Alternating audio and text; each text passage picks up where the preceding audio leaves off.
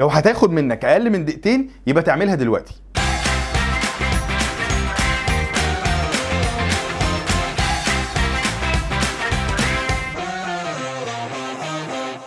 مساء الفل. واحد من الكتب الممتعة واللي بتعلمنا البرودكتيفيتي هو كتاب Getting Things Done. ديفيد ألين في الكتاب بيتكلم عن مجموعة خطوات محتاجين نعملها عشان تخلينا ستريس فري وتخلي مخنا مور برودكتيف. بعيدا عن التفاصيل الكتير اللي موجودة في الكتاب، خلونا نعدي كده بالفكرة العامة اللي كان بيتكلم عنها ديفيد ألين في الكتاب بتاعه. تخيل انت فاتح اللابتوب بتاعك وفاتح فيه برامج كتير قوي وانت ما بتستخدمهاش. مع الوقت هتلاقي الجهاز بتاعك ابتدى يبقى تقيل وممكن يهنج منك. وده بالظبط اللي بيحصل في مخنا لما تبقى شغال على مشروع او هدف. دماغك بيبقى فيها افكار كتير جدا ممكن تكون بره كمان المشروع ده، لكن طول ما انت افكارك مش مترتبه ومش عارف المفروض انهي تاسك تتعمل امتى، ده بيخليك على طول دماغك شغاله. وجنب ان انت تبقى شغال على التاسك بتاعتك بتحس ان انت مهموم او دماغك مشغوله بحاجات تانية. هتلاقي دايما دماغك مشغوله بحاجات ومش عارف تركز في اللي انت بتعمله دلوقتي. وعشان كده ديفيد ألين اتكلم عن 5 خطوات محتاج تبقى بتعملهم عشان تقدر تتغلب على المشكله دي. اول حاجه كابتشر. واحده من اهم اسرار البرودكتيفيتي هي الكتابه.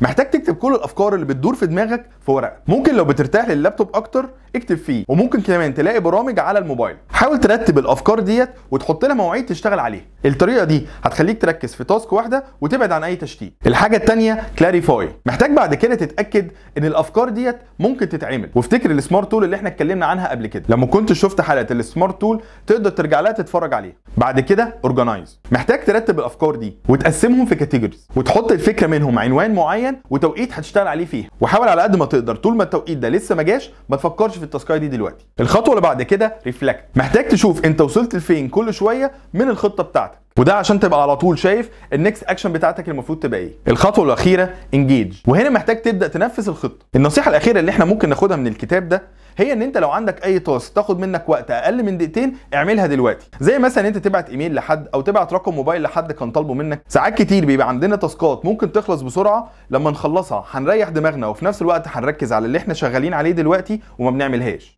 وده بالظبط اللي كان بيقوله ديفيد ألين في الكتاب. عشان كده محتاجين نعملها ونخلص منها. ونشوفكم الحلقه الجايه.